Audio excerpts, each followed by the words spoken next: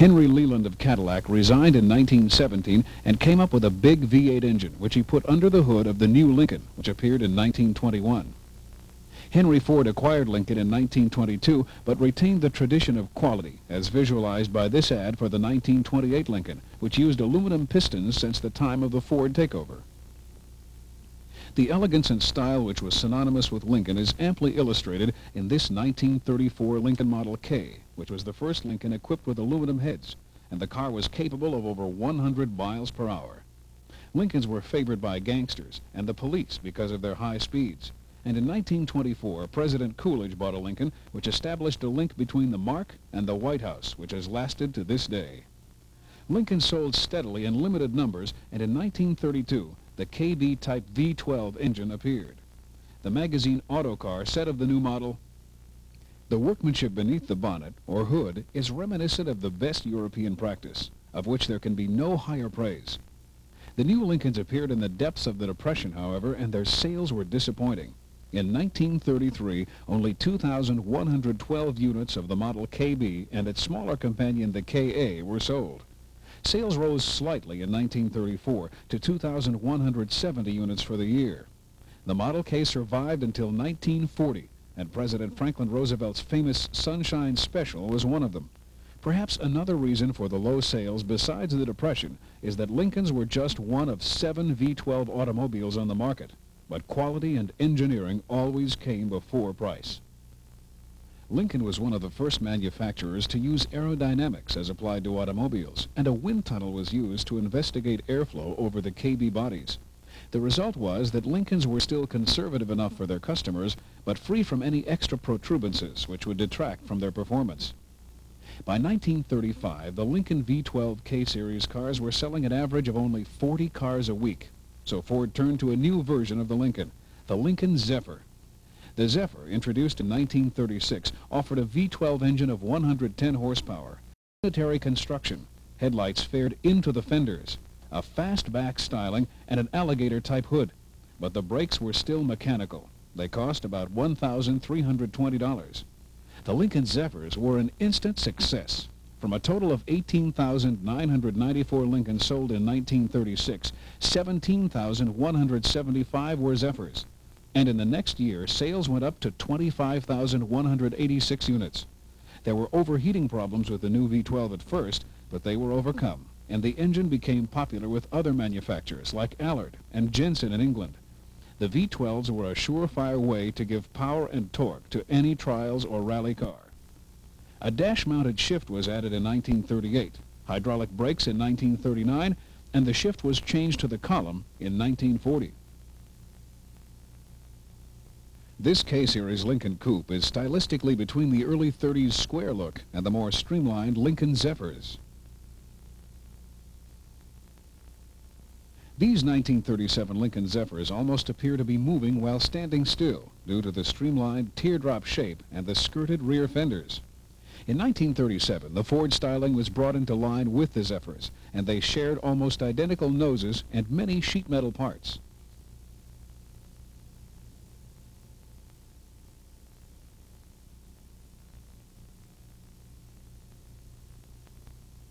The 1938 Lincoln Zephyrs were undergoing subtle changes in body shapes, but they were still undeniably a swift-looking, sleek automobile. That same year, Edsel Ford decided to create a very special-looking automobile. Influenced by European cars being made at the time, he called it the Continental. Here's the 1940 model.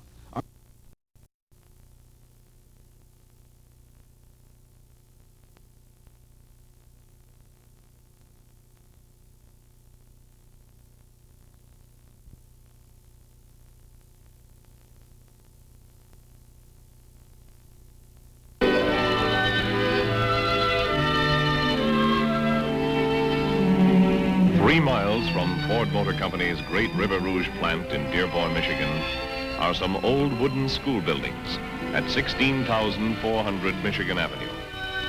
Here took place a significant development in automotive history. On August 20, 1952, 2 men drove up to these old buildings. They were looking for a place to go to work on an idea. William Clay Ford already had been thinking about the idea for 2 years. He and an automotive engineer were looking for a building to set up a new organization. Their job? To create the finest automobile in the world. It had all begun back in 1939, when Edsel Ford, Bill's father, had designed a very special car. At first, it was not intended to be manufactured and sold. It was built as Edsel Ford's personal, but people who saw it wanted it.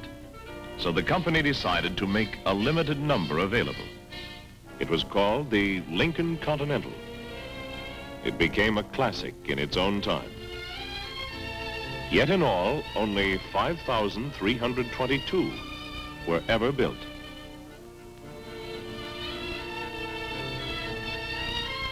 With the tremendous demand for volume-produced automobiles after World War II, manufacture of the Continental was suspended in 1948. But it never really passed from the scene. Even fan clubs of Lincoln Continental owners were organized, and people kept asking, when are they going to start making the Continental again? Now, in 1952, the work was actually underway in the gymnasium of the old schoolhouse. There were many questions. How should this car look? Should it resemble the old Continental? Or should it be a wholly new conception? 2 points were clear. It must recapture the crisp styling of the old Continental. It must take its place at the head of an established family of fine cars.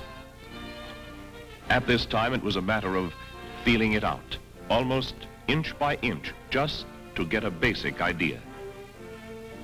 As a staff was built, fundamental decisions were made. First, some definite dimensions were agreed upon. From these, an entirely new frame was designed. It was to be unique to the industry, a steel cradle with the side rails moved far apart. Into this new frame, a special passenger compartment was engineered with a new low roofline, but with the same amount of room inside. But when they finished this basic engineering, they had only begun. Now, they had to style it, design a new shape into which this unique engineering package would fit. Bill Ford had a broad styling concept, which he called modern formal. There was still more than a year ahead of exploring on this alone. Sometimes they thought they had it.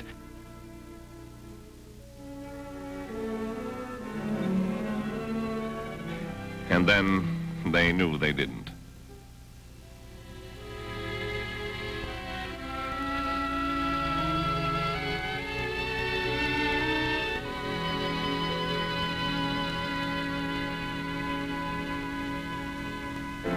Creating the finest car in the world didn't come overnight.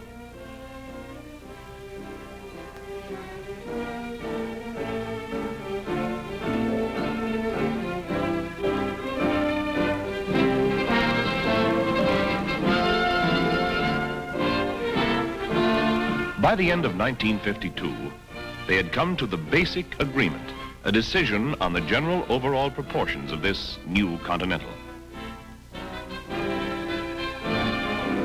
To introduce the element of competition, a styling assignment on the new car was given to 4 outside automotive designers who would come up with independent ideas.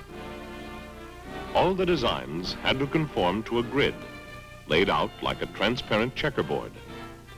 Artist drawings can often be deceptive. The grid ensured that approved specifications were met. And all the renderings were to be in the same color, Prussian blue, so that all the pictures could be compared objectively. In the meantime, the division's own stylists were coming up with their version.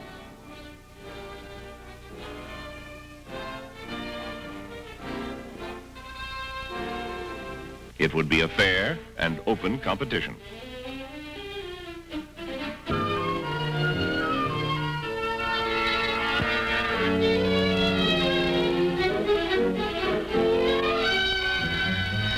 May 5th, 1953. When everything was set, the members of a special products committee were brought in one by one to make their decision. Each was to choose by number the design he thought was the right one.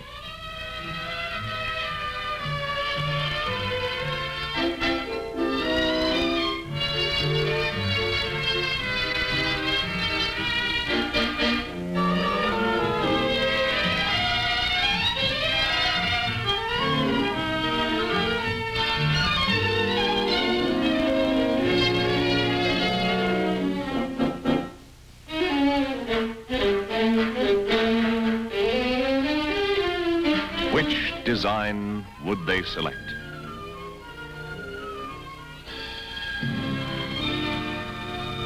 It was a great moment for Bill Ford's group when the results were in. The design they had created was the final choice. This was the one management decided to bet on. It was a multi-million-dollar gamble. But was this to be the Continental of tomorrow? Not by quite a bit, but it was a solid beginning. At the old school buildings, there was still plenty of midnight oil to be burned before the design would be completed. But now they could at least begin to think ahead to the problems of manufacture, of tooling and production. There were new questions now, questions on construction of a plant in which to build this car on a virtually custom basis. That planning could now get underway, while further refinements of design were plotted, sketched out, discarded, or adopted.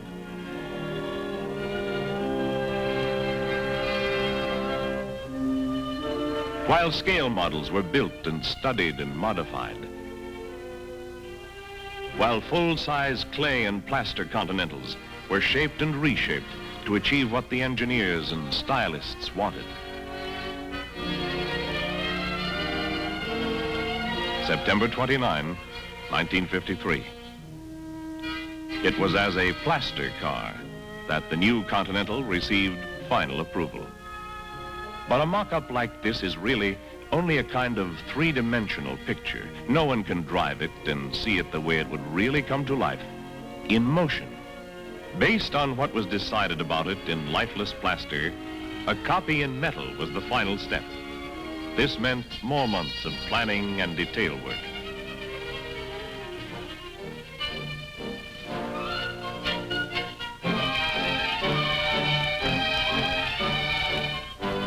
It would be impossible to say just what day or what hour this new car was actually born, because it came to life a little at a time, during the intensive effort of 2 years. But as good a day as any was December 24, 1954, the day before Christmas.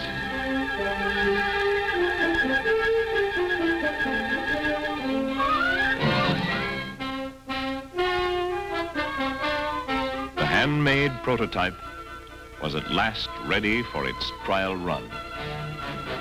There came the instant when the wheels turned under power for the first time. Everything that had gone before was preparation. This was the beginning for Continental Mark II.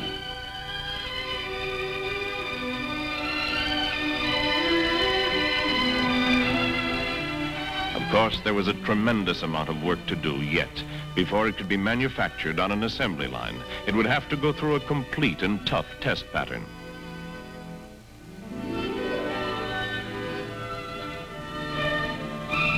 Check its performance in desert heat.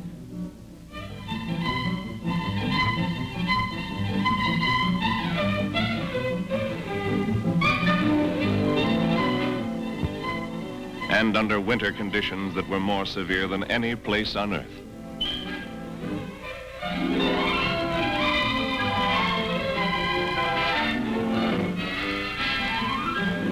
It ran for weeks on durability runs without ever stopping except for gas and oil.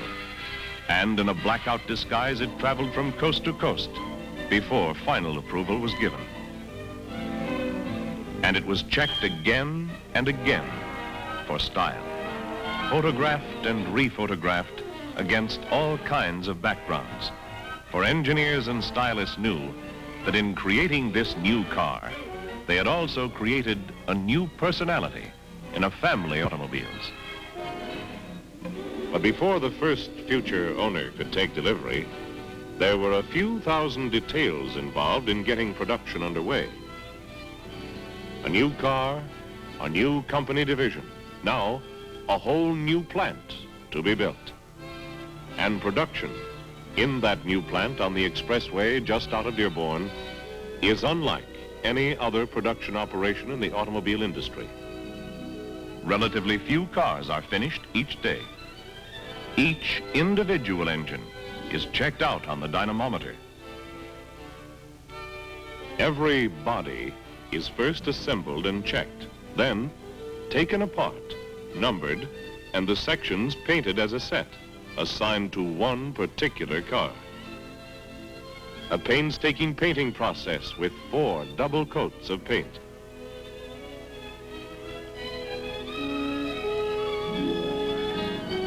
Each double coat is sanded and baked before the next is applied. Wheel covers are hand assembled rather than welded, producing a superior chrome finish. Higher standards in plating techniques were set to provide a chrome trim that would last unblemished for years. Hand-fitted leather goes into interiors of every car. Not just the prototypes, but every Continental made goes out for a severe road test. And the results of the test will be checked down to the performance of every bolt. So this is the way it happened. Over a period of more than 4 years, the concept of modern formal styling came to life. Growing from rough designers, engineers, and stylist sketches to a specially designed plant. And with it, new products, new jobs, carrying on a tradition of progress. And here, tradition is brought forward ready for tomorrow.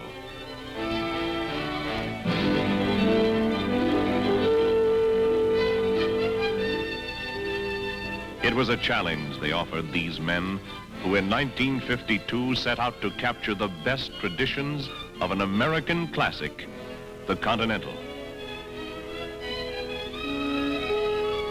And today, they find tomorrow is still ahead of them.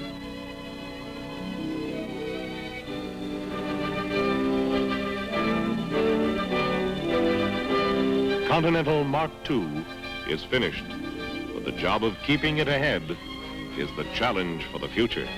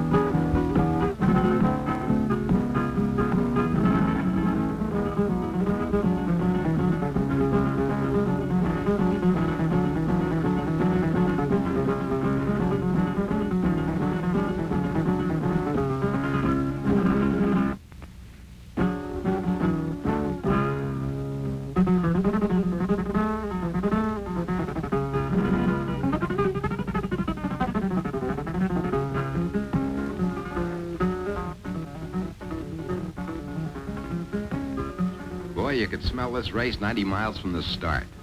On the way south, we got a good look at the Pan American Highway. They sure laid it out for looks in the first place, and now they were dressing it up for the race. The starting point was a real travel folder town called Tuxtla Gutierrez. Call it Tuxtla, capital of the state of Chiapas. Not too far from here, a man can see jaguars, the kind with claws and teeth. But nobody came for a safari. This was the 4th Pan American road race. This race takes 5 days and goes from one end of Mexico to the other. First day to Oaxaca, second day to Mexico City, third day to Durango, fourth day to Chihuahua, fifth day to Juarez and the river.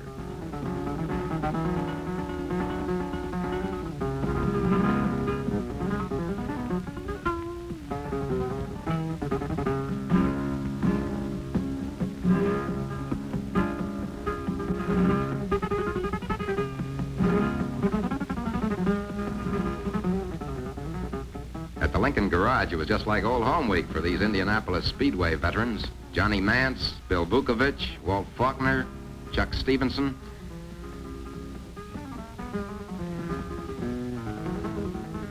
"30 mechanics, led by Clay Smith, one of the world's greatest, checked out 197 entries in this biggest of all Pan Ams.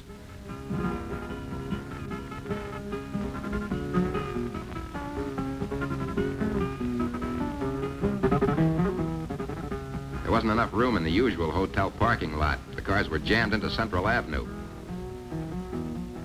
For the first time, there were 4 classes of cars gone. Big stock cars like Buick, Cadillac, Lincoln, Oldsmobile. International or big sports cars, small sports cars, and small stock cars with a top limit of 115 horsepower. When the stock cars came through inspection, they were sealed at 6 points with seals like the ones on your electric meter. One broken seal and you're out of the race. Right in the middle of the hurly-burly, everybody in Tuzla turned out to celebrate a birthday. The governor of the state of Chiapas was another year older. The night before the start, Tuzla didn't go to sleep. Race cars are never ready.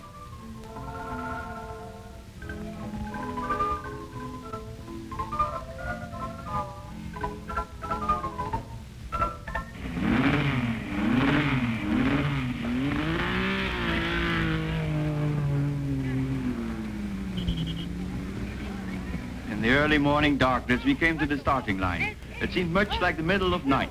The red paint on the Lancias and Ferraris looked almost black, but the light from photographers' lamps made them red for a moment. Those little Lancias came up to your knees, but they roared like hungry lions when they moved away. The starters shot them out a minute apart. 30 sports-type jobs came to the line. The Lincolns moved out of the big stock class. Johnny Mance led off in 51. Chuck Stevenson and Clay Smith pulled away in 52. And Walt Faulkner in 53 took the count and headed out. We watched them roll. Destination Oaxaca, 321 grinding miles to the north. Climbing up into the mountains came Taruffi in his Lancia. Bonetto, 54 years old, but at the wheel a young man. Long after the big sports and the big stockers took off, the little sports were eager to charge out of Tuzla for the 1,000-foot climb above the town. The small stock class was organized for a start, while the small sports kept nudging up to the line. These men weren't racing against each other. They were fighting the road and the ticking of stopwatches, seconds of time, and little figures in a log book.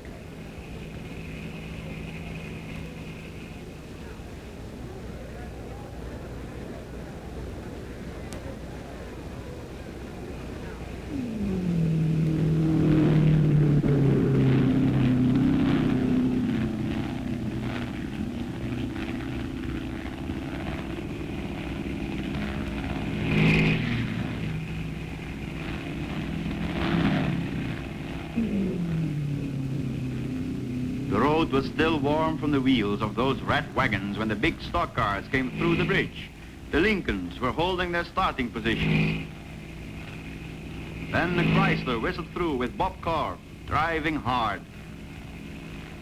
Just beyond Tehuantepec, the Lincoln race strategy started to show. At a pit stop designed for tire changes, the crews put fresh rubber on the front wheels in less than 90 seconds with a jack and a pair of lug nut motors operated with cans of compressed air. Clay Smith, Bill Strope, and Chuck Dye planned that one with real savvy.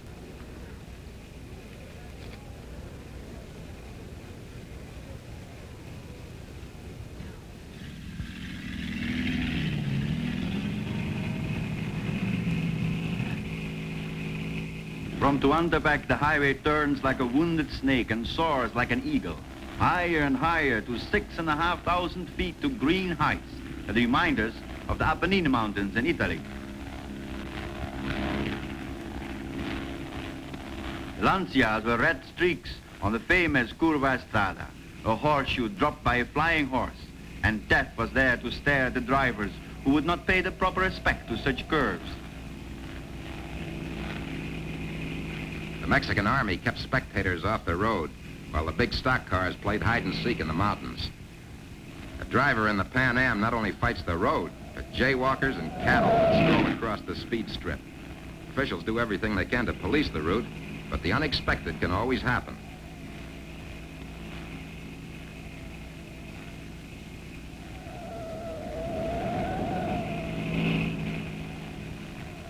Well behind the big cars, the small sports cars fought against time and the challenging road.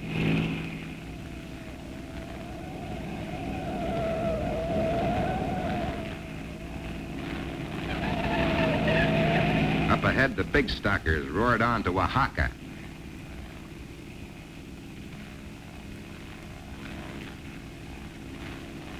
And then Senor Bonetto came in like a messenger from the devil, establishing a new record for the first lap, 94 and 9/10 miles an hour. This he averaged over the 329 miles of grueling road in his Lancia, the road weary drivers were like hypnotized men, dazed by fatigue, tired beyond feeling the tiredness. 167 cars were expected at the stockade in Huaca, but only 128 arrived. Oaxaca, city of beautiful and historic monuments, with a marketplace, a colorful treasure of native crafts. Near Oaxaca are the ancient ruins of Mitla, spiritual capital of the Zapotecs, who settled there in the 12th century. In the morning of the second day, our breakfast coffee smelled of oil, but everything else did, so it did not matter. In the impounding area, the drivers removed the bed covers from their cars. Time to go, Bambinos. 256 miles, and all of them much worse than yesterday. The ANA officials were watching us all very politely, but carefully. Felice Bonetto was applauded by the Mexicans when he came to the starting line. He was a happy man, and why not?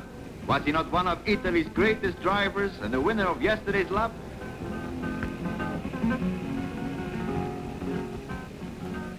The Red Lancias set out for new glory.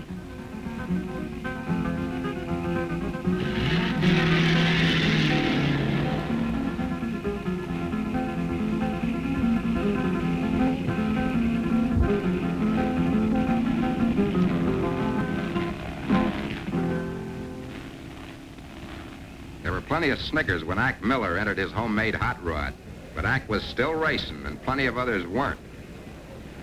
Chuck Stevenson's 52 was stuck in high gear and he had to creep across the starting line.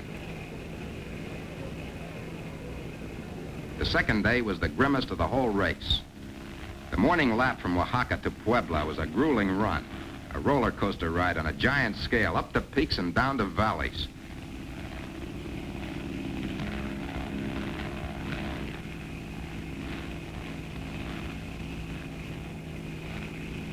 At Puebla, there were 30 minutes for lunch, fueling, tire changes, and boom! The field was off on the shortest lap of the race, but a brutal test of a car. Only 80.7 miles, but only a driver with courage and skill could make any speed on the incredible curves. From Puebla, the road rises from 7,000 to more than 10,000 feet, and then twists almost vertically down to Mexico City. Here's how they looked on those wicked curves high above Mexico City.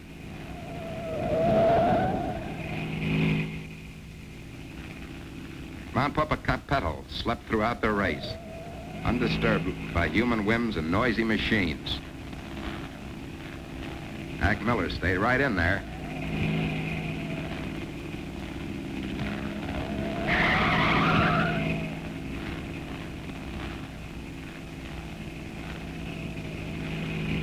Mexico City was peaceful under the plane wing, but at ground level, a city of nerves, anxiously waiting for the great Carrera Panamericana. Many hours before the big sport cars were expected, the people hunted vantage points, and a slowly moving work train became an observation train as it crawled along the highway. And the engineer did not object. This was the big race.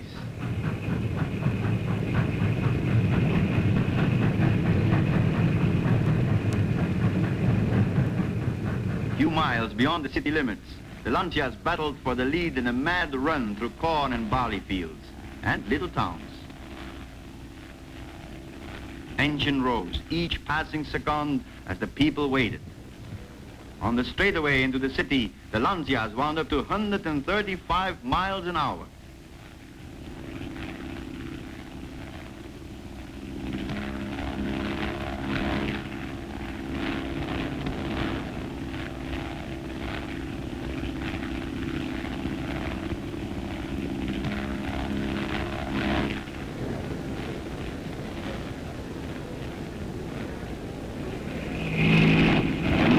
Lap record of 102 miles per hour. The officials clicked with real precision in this competition. The timers were right on the ball.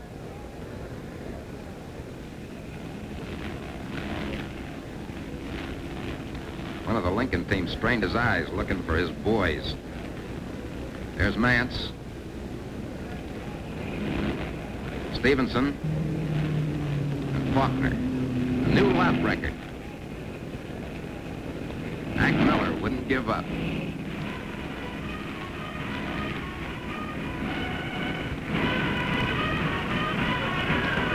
The city boiled all day with patriotic fever, supercharged with speed delirium.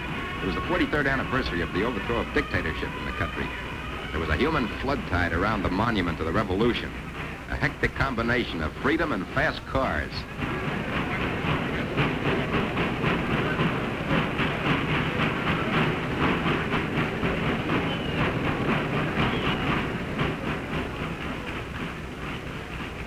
One and a half miles after each finish line, the hurtling cars were slowed to a halt at a committee booth, where each driver handed over his logbook. The official stamped the time of his finish in the book, and the 3-hour grace period for repairs began that instant.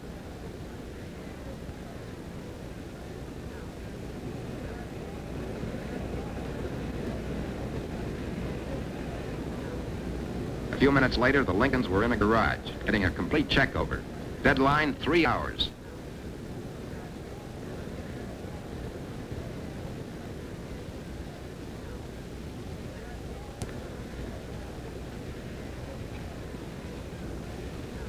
They made it. At the jailhouse for cars, the panic was on. Everybody was cutting it down to minutes, and 1 minute late was enough to throw a car out of the race. Official recognition of a driver's victory over the deadline was a tamper-proof seal. After that, the drivers were locked out. And that wrapped up the second day.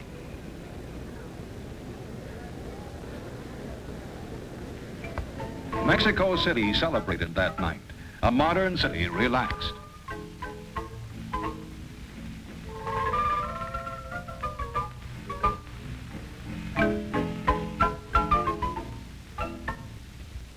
The third day brought us again down to the starting line, because today there were 2 long legs, altogether 590 miles.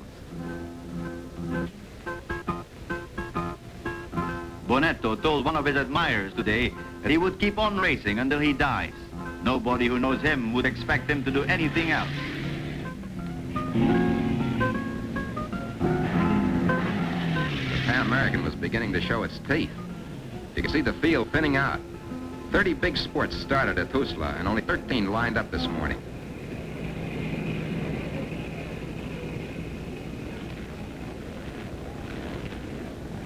"46 big stock cars left Tuzla, but nearly 20 of them were out of the running at this point. A race driver's courage is taken for granted, but there's nothing in the papers about the courage of a driver's family, those who wait.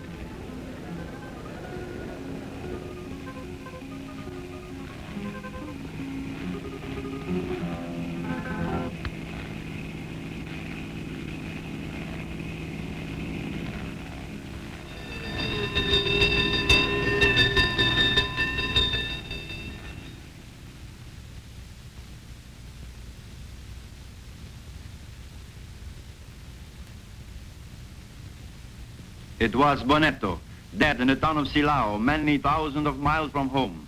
His Lancia struck a curve, cornering at high speed and shot into a lamppost.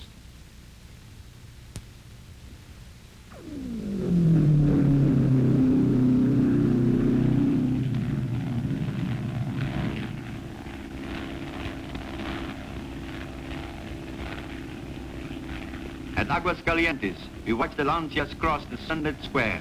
1, 2, 3, and no more. Bonetto would not pass here again.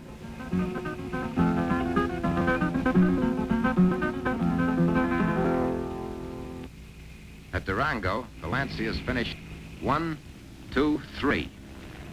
Taruffi cracked another lap record. The Lincolns also stayed on top. It was a sad victory for the Lancia crew.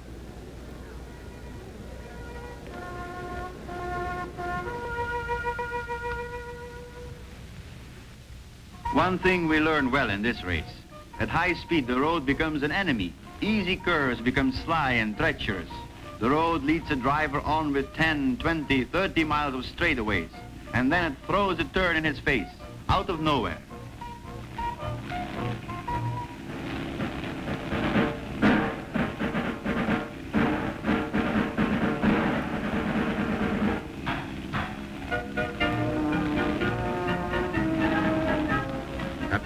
The crowd was thick and clinging to a cliff overlooking the highway.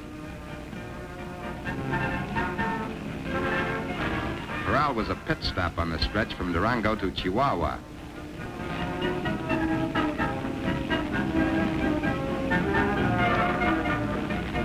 The Lancias were first in for the 30-minute once-over.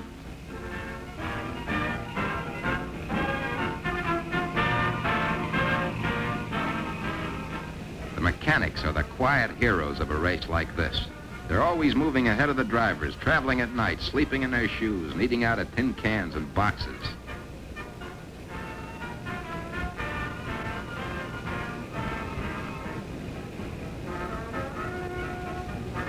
Sound preparation and organization are the keys to winning a race.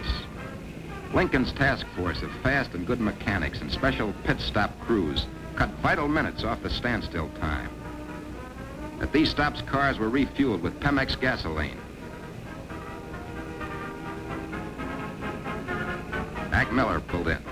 Nobody was wisecracking about Ack anymore.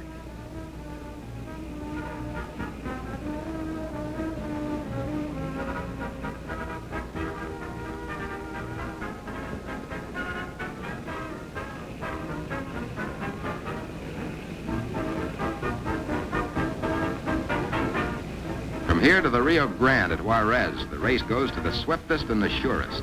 The highway flattens out and tilts gently downhill. The Lincolns were barreling along flat out and averaging 114 miles an hour. Maglioli was already home in a Ferrari when the first Lancia showed at Chihuahua. The winner of this leg averaged 127 plus miles an hour, beating last year's record. Johnny Mance brought his Lincoln home first. Walt Faulkner roared in behind him.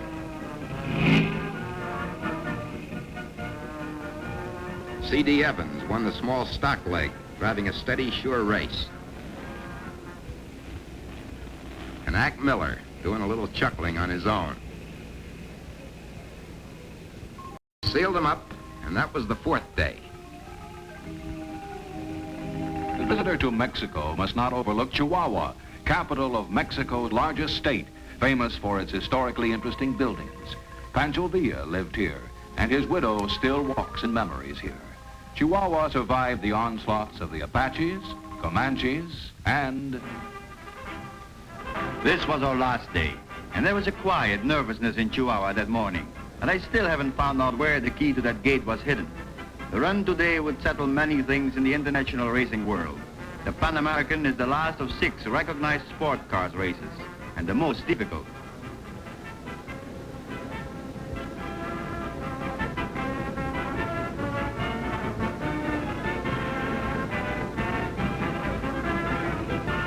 There was a lot of talk today about the Argentinian Fangio, who had not yet won a lap, but whose elapsed time was impressive. Would he drive his Lancia to victory over his Italian teammates?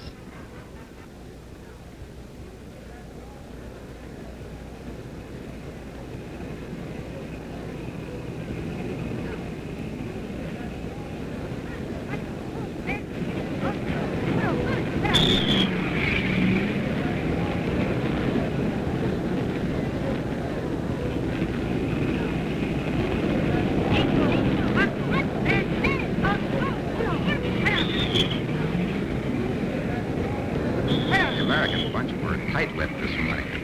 They were itching to get moving on 222 miles of Spring Straight Road from here to the Rio Grande, to run to the river. The curves were behind them. This was a lap for blazing speed.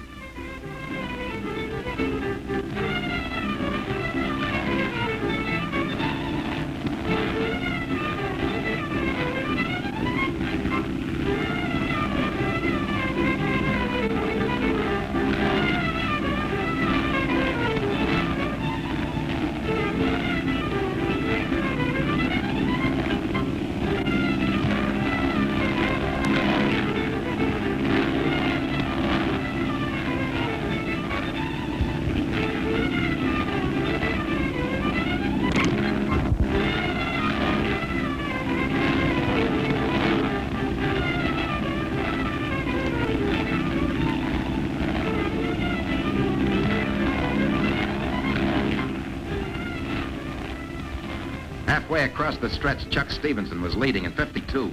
Jack McGrath in 95 challenged Stevenson. They staged a duel in the desert.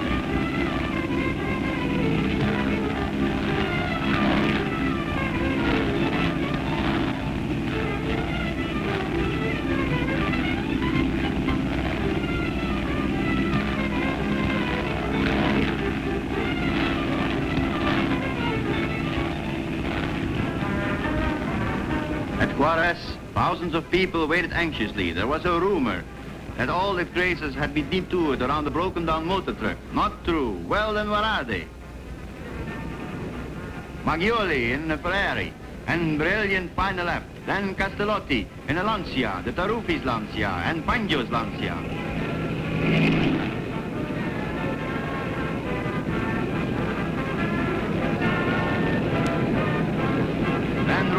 In a French Talbot.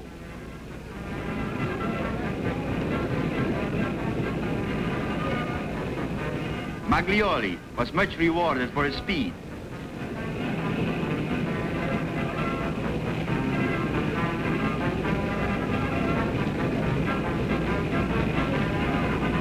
But Fangio won the big sports class in this race. And Taruffi was second. Rosier proved a true Frenchman, fifth in the race, but first in La Femme's affections.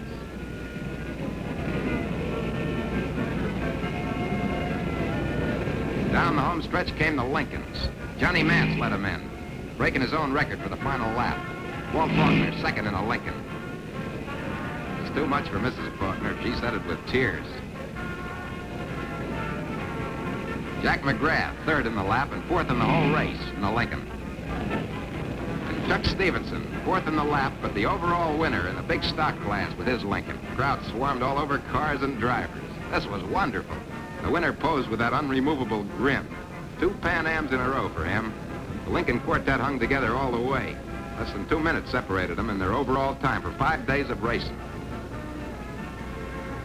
And Acton Miller, what a competitor. His homemade car finished 9th in good condition. Meanwhile, the small stockers began ripping into Juarez. C.D. Evans brought his Chevrolet home, his overall winner of the small stock class. The Mexicans called him the old one. He never won a lap, but he drove a careful race and won over Norman Patterson in a Ford. Now, let's have a look at the final standings. Official results show that only 2 of the 18 light sports cars finished. They were both Porsches. 10 small stock cars finished, but only 5, 2 Chevrolets, 2 Fords, and a Hudson, qualified for prize money. In the big sports class, 28 started, 9 finished. The 3 winning Lancias, finishing within minutes of each other, were comfortably ahead of the Ferrari in 4th place. And in the big stock car class, Lincoln swept the field, taking the first 4 places. In fact, 7 of the first 9 cars were Lincolns, and less than 2 minutes separated the first 4 Lincolns.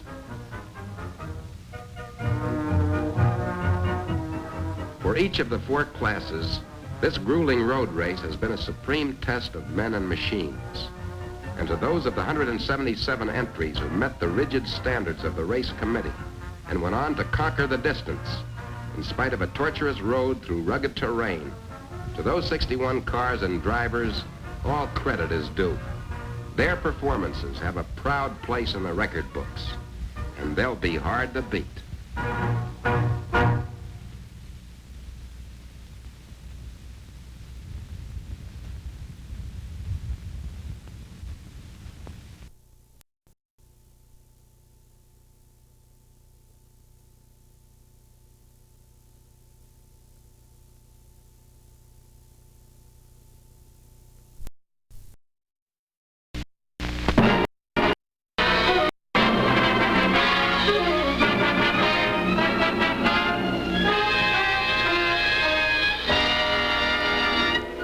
Good evening, ladies and gentlemen. Your Lincoln Mercury dealer presents Toast of the Town, starring the nationally syndicated columnist, Ed Sullivan.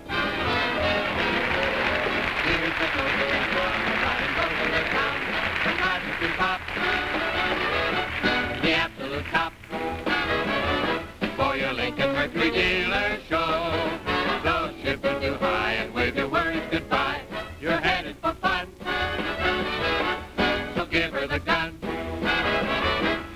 On your market set, let's go. Now your Lincoln Mercury show can start. For here's the most important part. He's your host to the toast of the town.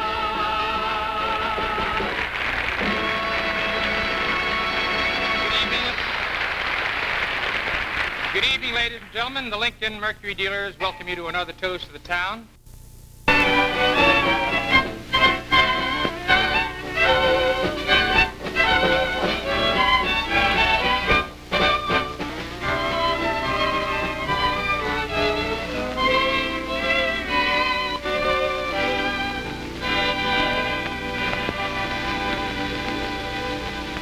Behold the awe-inspiring majesty and beauty of one of nature's most familiar works of art.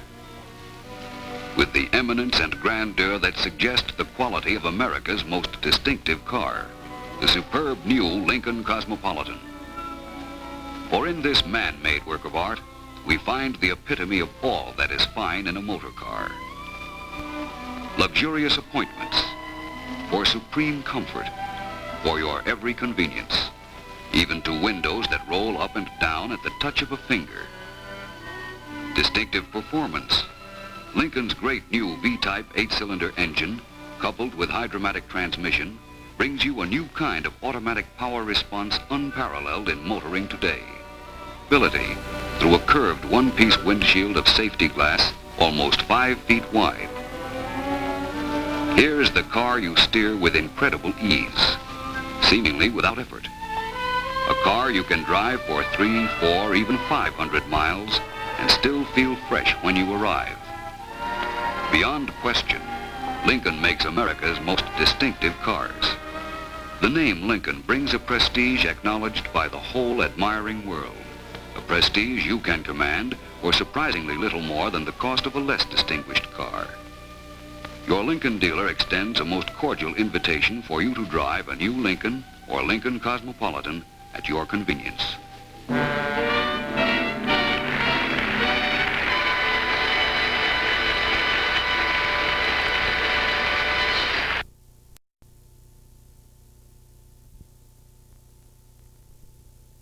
Gentlemen, I'm going to borrow on the French that I acquired, the little French I acquired on my recent trip to Europe. Regarding... Behold the simple beauty and grace of one of nature's most familiar works of art. A drifting cloud on a summer day. Effortless, calm. With the smoothness, the freedom that suggest the performance of Lincoln on the highway. For in Lincoln we have a man-made work of art.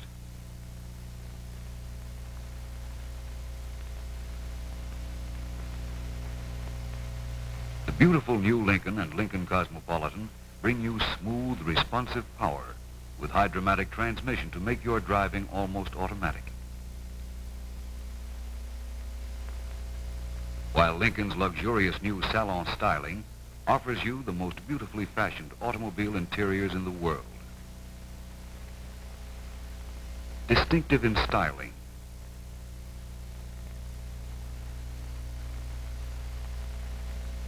distinctive in every small detail that adds to your pleasure and pride through the many long years you enjoy a Lincoln. For Lincoln makes America's most distinctive cars.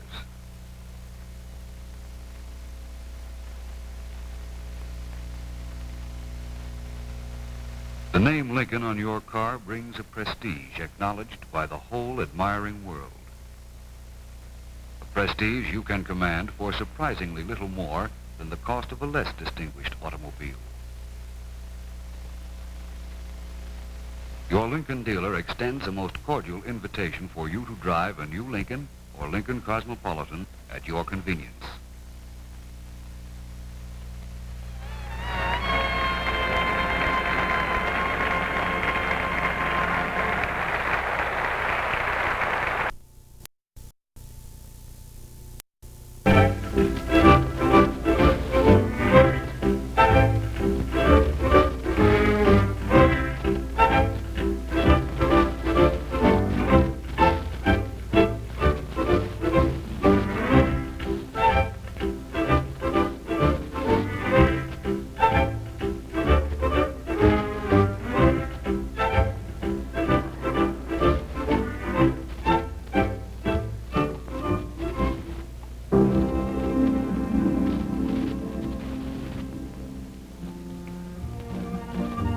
You are face to face with the most beautiful car of our time, the superb new Lincoln Cosmopolitan. Resplendent with features that have been planned to anticipate your every driving need, features that shorten the mile by increasing your pleasure. In the Lincoln Cosmopolitan, you will find power and versatility to meet the challenge of travel and traffic alike. For the combination of Hydra-Matic and Lincoln's powerful new 8-cylinder V-type engine brings an eagerly responsive flow of swift, silent power, effortlessly guided by the hands that hold the Lincoln wheel. So, whether you choose the superb Lincoln Cosmopolitan Sports Sedan, the beautiful Lincoln Sports Sedan, or the stunning Lincoln Cosmopolitan Convertible, you can be sure that in Lincoln, you have America's most distinctive car. Don't delay. Drop in at your Lincoln dealers tomorrow. Inspect, drive the stunning new Lincoln. You'll be surprised to learn that their cost is far less than you would expect for America's most distinctive car. Get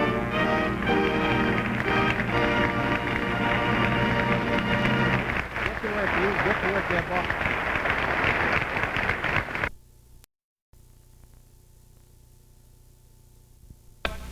We're going to start our show tonight with a very cordial invitation to you from our Lincoln Mercury dealers.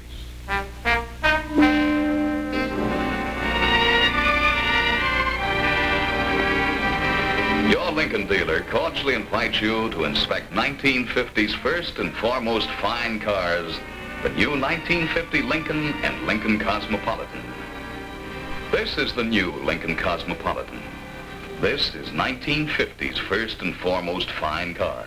Nothing could be finer. Here, one of the distinguishing marks of this great new car.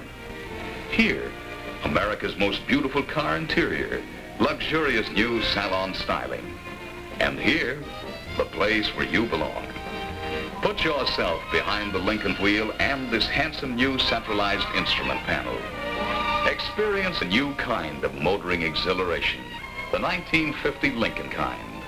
Discover new command of the road in the brilliant combination of Lincoln's great new V-type 8-cylinder engine and Hydra-Matic transmission. Enjoy the tremendous reserve of smooth Lincoln power at the tip of your toe. And that wonderful new Lincoln silence. For new fiberglass soundproofing hushes road noise to a whisper. Inspect the magnificent new 1950 Lincoln Cosmopolitan at your Lincoln dealers. And be sure to see the beautiful new 1950 Lincoln. Either may be yours at a cost considerably less than you might expect.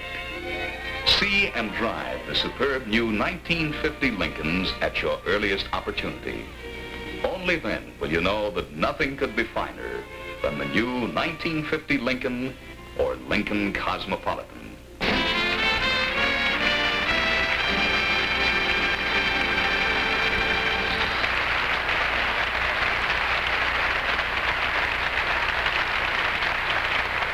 That is really a gorgeous car, isn't it? I'm just not told. Girl Julia Mead would like to refresh your memory a bit. Come on, Ed. I don't think I can remember that far back. However, here's what the so-called modern woman wore in those days. Believe it or not, this was the hot weather outfit of its day. Now let's take a look at what a modern young lady would wear. There.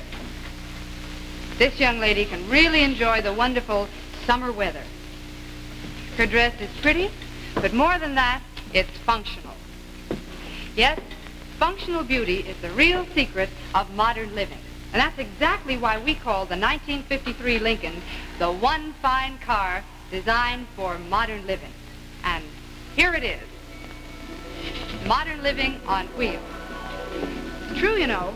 Wherever you see modern living, you're sure to see the new Lincoln. You see, there just aren't any big, cumbersome, bulgy fenders to make parking such a nuisance. This luxury car can slip into the tightest parking space with ease. This is really functional beauty at its very best.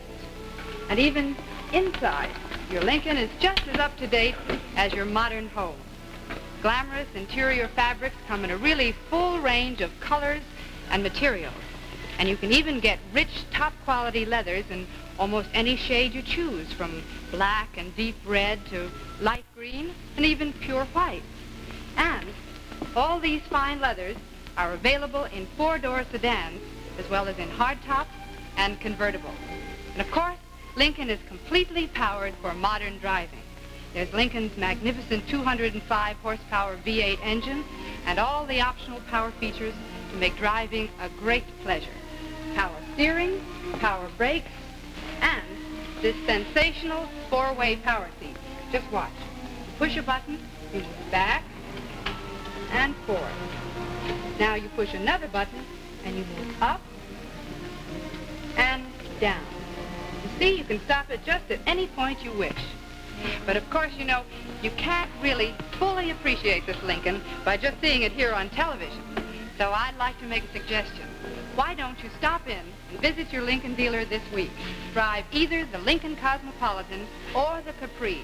Truly the one fine car designed for modern living and completely powered for modern driving.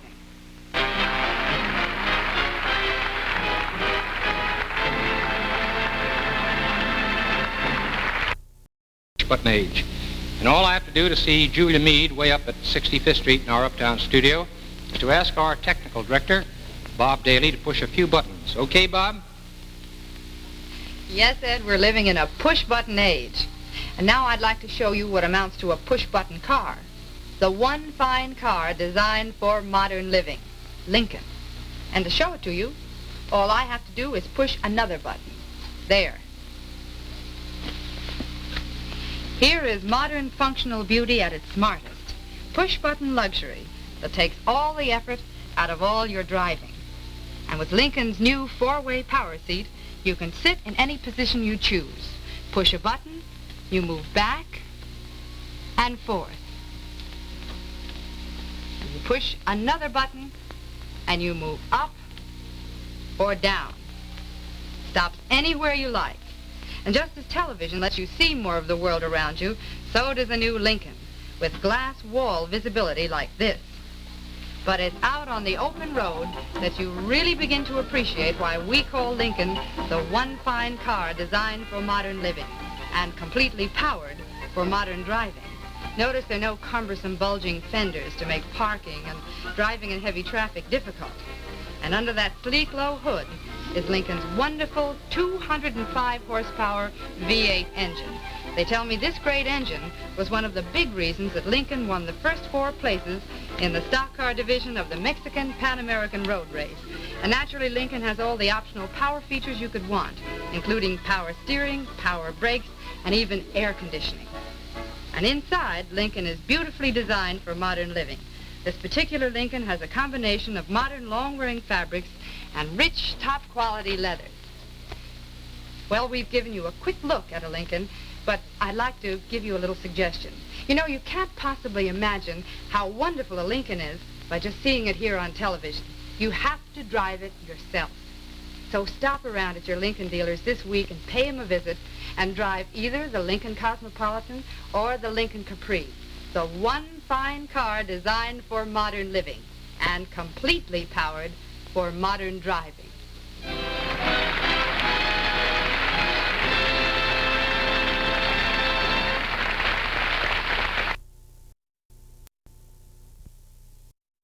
Last week I heard some mighty good news from Detroit.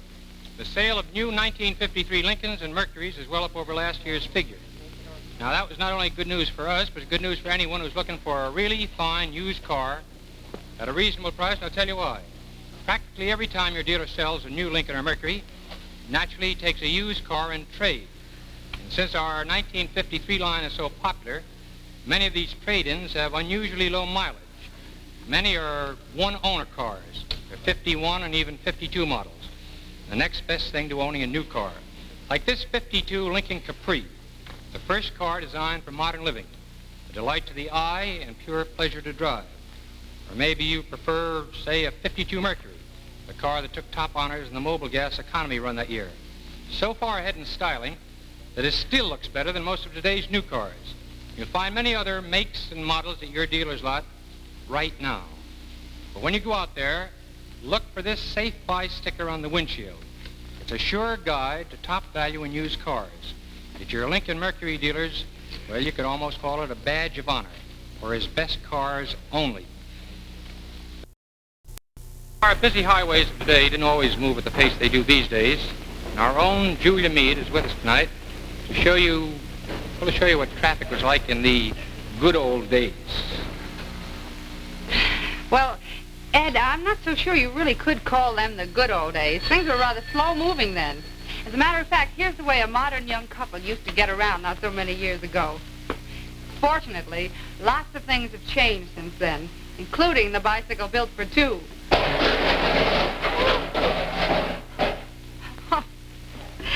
Today, modern people travel in a really modern way, in the one fine car designed for modern living, Lincoln. Here's the car that deliberately discards all those old-fashioned ideas about designing cars. This Lincoln, with its clean, functional beauty, makes your driving just as modern as your living. And notice, there just aren't any of those cumbersome, bulging fenders to make parking in tight places difficult. Every line is clean and crisp. This is functional beauty at its best. And here you see why we say Lincoln is completely powered for modern driving. Under that sleek, low hood is Lincoln's magnificent 205 horsepower V8 engine for instant, tireless response in any situation at the touch of your toe. And here's the remarkable ease of handling you enjoy with Lincoln's combination ball-joint suspension and optional power steering. And here's an optional power feature that no other fine car offers you, the sensational four-way power seat that automatically puts you in any position you choose for perfect safety, visibility, and comfort. And now you're getting a look at the beauty and comfort you find in the Lincoln interiors. Interiors that provide the last word in modern luxury. You can order combinations like this in a full range of colors in the most modern fabrics. Even leathers that range all the way from black and dark red to light green and even pure white. But you know, there's only one way you can possibly imagine how wonderful it is to be behind the wheel of a Lincoln. And that is to go in and visit your Lincoln dealer and drive either the Lincoln Cosmopolitan or the Lincoln Capri.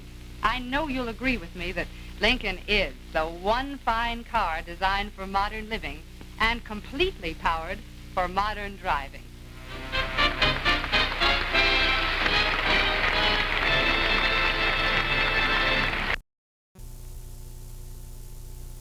One of the best recommendations I can make for our 53 Lincolns and Mercuries is this. Many owners of 51 and 52 Lincolns and Mercuries buy them. And that means they've been more than satisfied with their cars. It also means that your Lincoln Mercury dealer has extra fine used cars for sale. And they're going fast, too. Now, just last month, Lincoln Mercury dealers established an all-time record for used car sales. Now, there's plenty of reason. Take this 1952 Lincoln Capri, for instance. Like every safe-buy used car, it's in showroom shape. And so is this 52 Mercury. This is a one-owner car that has been carefully serviced and driven. But that's only part of the story. Many owners of other makes are trading in too, so name your make and model, and you'll probably find it. But always look for this Safe Buy sticker on the windshield. It tells you all you need to know. It represents the best you can get. A good, safe buy. Your Lincoln Mercury dealer's guaranteed safe buy used car.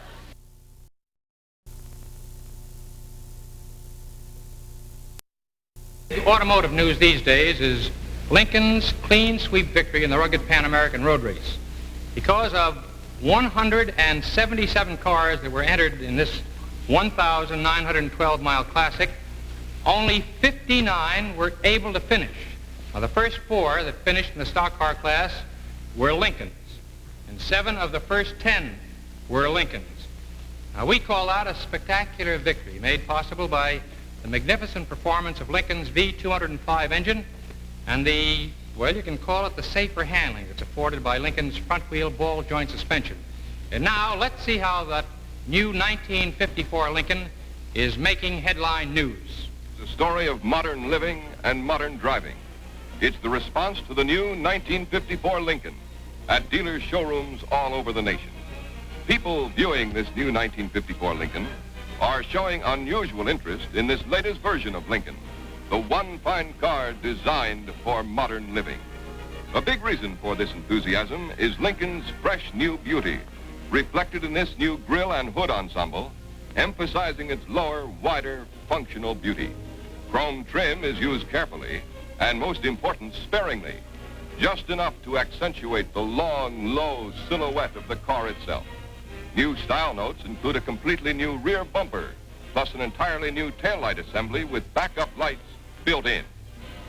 Those who have seen the new 1954 Lincoln for the first time showed a great deal of enthusiasm for the totally new interior patterns designed to reflect modern living as you find it in the modern home. Fabrics range from a silver thread nylon frisé through other nylons and broadcloths to the finest grade of leathers in just about any colors one could name. But perhaps the greatest excitement of all was shown by those people who took the new Lincoln out on the road. For this year, Lincoln owners will experience a new driving thrill with Lincoln's improved engine. This overhead valve V8 now incorporates a new type 4-barrel carburetor that provides still more responsive power when you need it. Other mechanical changes in the new 1954 Lincoln include larger brakes for an even greater degree of safety. Lincoln dealers everywhere are extending a cordial invitation to stop in and drive either the new 1954 Lincoln or the Lincoln Capri, the one fine car designed for modern living, completely powered for modern driving.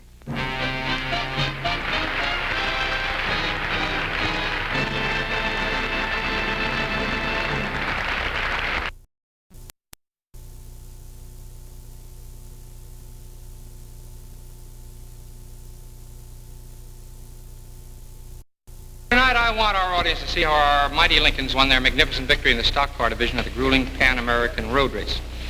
This, of course, is the big automotive event of the year, the toughest automotive competition in the world. With 177 cars entered from all parts of the globe, only 59 were able to finish. And here's one of our victorious Lincolns as it takes off from the starting line of the second lap, with hundreds of rugged miles to go. Narrow roads that go through the desert, roads that curve up through mountain country as high as 10,000 feet.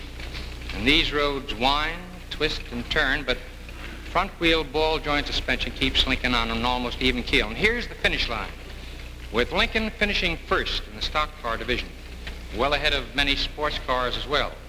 Here's the second place Lincoln, just a few moments behind the first one. And the third place winner is another Lincoln, and so is the fourth. 4 Lincolns in a row, all proving their rugged stamina, incredible engine performance, and easy handling qualities in the toughest test of all. By the way, this is the second straight year that Lincoln has swept the first 4 places in this annual classic. But now I'd like you to see the beautiful side of the one fine car designed for modern living. Here's our new 1954 Lincoln, freshly designed for the new year with an even more modern appearance than ever, and designed to look longer, lower, and wider from every angle. You'll see the chrome trim is used carefully, just enough to accentuate the sweeping horizontal lines of the car itself. So see your Lincoln dealer and take a ride in our new 1954 Lincoln or Lincoln Capri. Find out about Lincoln's beautiful new color combinations and interior fabrics. And please do me and yourself a very big favor. Just try Lincoln's mighty V205 engine. And then you'll know why we call the 1954 Lincoln the one fine car designed for modern living and powered for modern driving.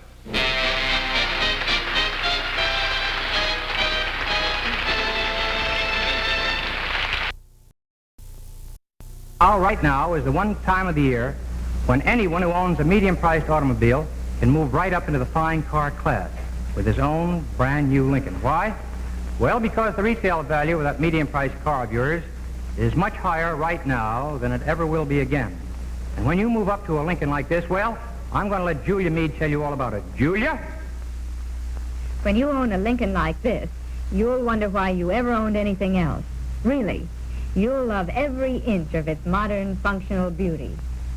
There is, if you notice, just enough chrome to emphasize the long, horizontal lines of the car itself, and no unnecessary glitter. And the body is so sleek and smooth compared to many of today's cumbersome car bodies. And just look at the interior luxury of Lincoln. Here you'll find colors and fabrics that tell at a glance that this is the finest of fine cars. And if you're still in doubt, just wait till you sit behind the wheel of your Lincoln. Wait till you try the effortless ease with which you handle this big automobile. Much more easily than most small cars. You know, Lincoln offers all the optional power features. Power steering, power brakes, the wonderful 4-way power seat. But perhaps the biggest thing about Lincoln is its performance. I don't think there's a man anywhere who wouldn't be thrilled to command Lincoln's magnificent engine. You've just got to try it to appreciate it. And remember, Lincoln proved its economy by coming home first in its class in the Mobil Gas economy run. And Lincoln captured the first 4 places in the stock car division of the rugged Pan American road race. So there it is, the car I think is the handsomest on the highway, and that experts have called the best in America. And you can call your own if you go soon, real soon, to see your neighborhood Lincoln dealer.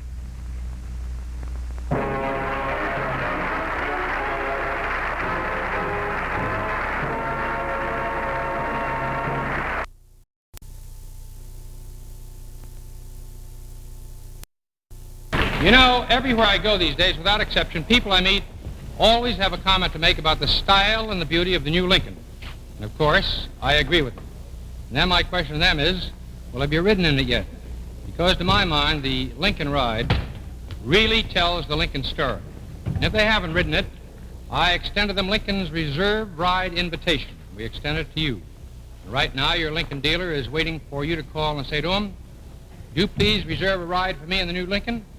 So do this, and he'll have one ready for you so you can experience the thrill of the exciting Lincoln ride for yourself. I'm sure that you'll agree it will be far more convincing than anything I might say. Right, Julia? Well, Ed, I know that one ride in a 1956 Lincoln will convince anyone that Lincoln more than answers every wish that they could have for a fine automobile.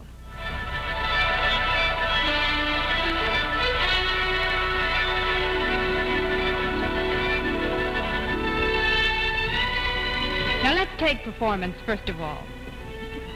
Now, everyone wishes for a fine car to respond nimbly and smoothly. Turbo drive and Lincoln's all-new 285 horsepower engine tell you immediately but quietly that here is the magnificent power you had hoped for.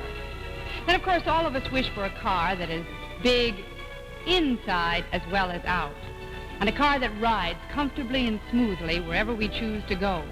With the long, low Lincoln, the answer is in its superior suspension and fine balance. On the sharpest turns, for instance, there's no feeling of lean or sway. Now watch this glass. The liquid shows how sharp the curve is. The steady glass itself proves how smoothly the Lincoln takes it. In any driving situation, on rough roads or paved highways, Lincoln's famous ride will convince you there is nothing finer. And what more could you wish for when it comes to beauty? This Lincoln, the longest, lowest, biggest Lincoln ever, is the most distinctive automobile you could own. All your wishes for a fine car will come true when you wish upon this star, for Lincoln is unmistakably the finest in the fine car field. Thank you, Julia. You know, our prediction last month that more people would buy new Lincolns than any other February in Lincoln's history has been confirmed. As a matter of fact, Julia and I learned that both the January and February sales were the highest ever recorded in Lincoln history for these 2 months. And at the same time, Lincoln is doing everything in its power to meet this great demand, the demand for the car that is unmistakably the finest in the fine car field. And America, I'm happy to say, has completely lost its head and its heart for this completely new fine car. Lincoln for 1956.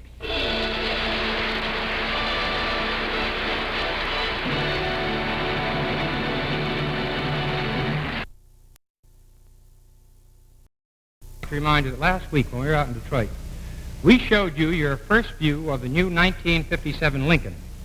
Now, everyone concerned, newspaper editors, automobile experts, and fine car owners all agree that this is the most exciting fine car they've ever seen. And the thing that interested us was they all commented on what we showed you last week, the new Quadralight grille, America's first 4 headlamp design. Now, they commented on Lincoln's longer, lower styling and the distinctively canted rear blades.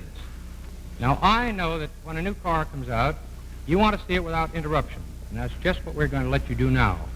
So here it is, with the Lincoln theme as a background, Lincoln for 1957.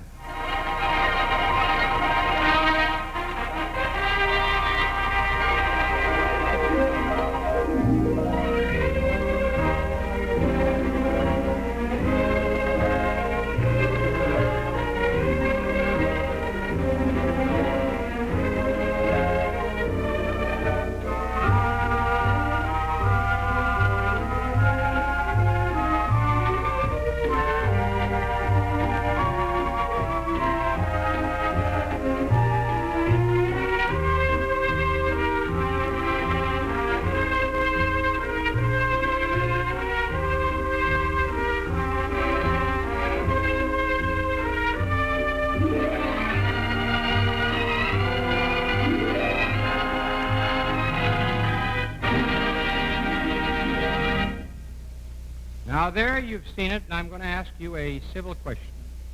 Isn't that a beautiful car that you've just seen? Well,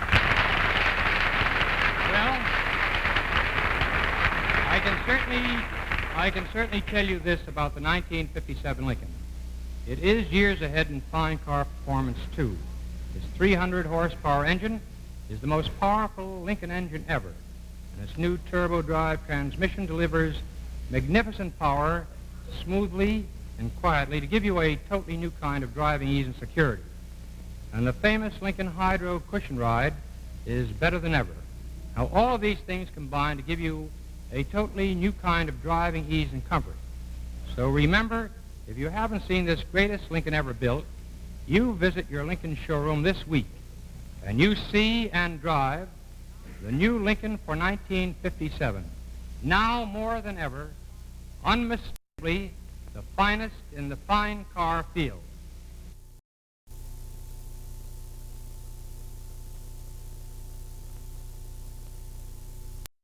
Earlier tonight in our show, we showed you the new 1957 Lincoln, let you take a good look at it, and now to tell you about the car that's getting the biggest reception in Lincoln's history, here is Julia Meade. Thank you, Ed. Here it is, ladies and gentlemen, Lincoln for 1957.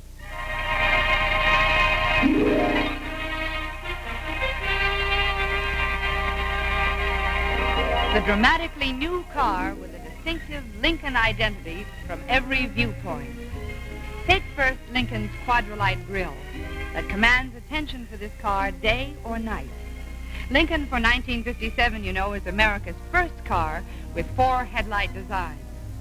Seen from the side, Lincoln's clean, fresh styling gives new meaning to Lincoln beauty with longer, lower, lovelier lines. From the rear also, you cannot mistake Lincoln for any other car. The unique canted blades rise and end in the pyramid taillight. Everyone who has seen this long, low, lovely Lincoln at the dealer's showroom has been so enthusiastic about the magnificent new interior, with the widest selection of colors, rich fabrics, and luxurious leathers in Lincoln's history. Inside, in addition to all the power assists that you naturally expect on a truly fine car, look at a few of the many extra luxuries that 1957 Lincoln offers you.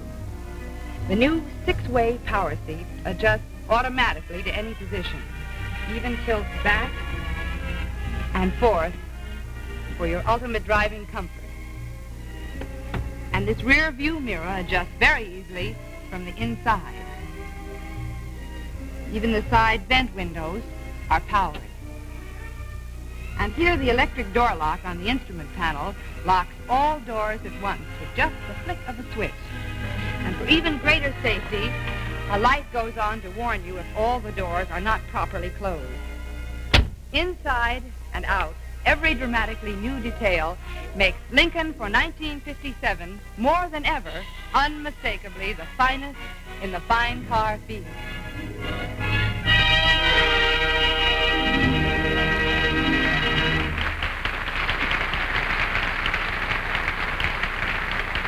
Thank you so much, Julia. And now you've just seen a few of the reasons why the 1957 Lincoln is such a great car. Now, the other half of the story is that this magnificent automobile not only looks the part, but can play the part, too, as you'll find out once you go into your Lincoln dealers and drive it for yourself. Yes, Lincoln for 1957 is truly the new standard in the fine car field.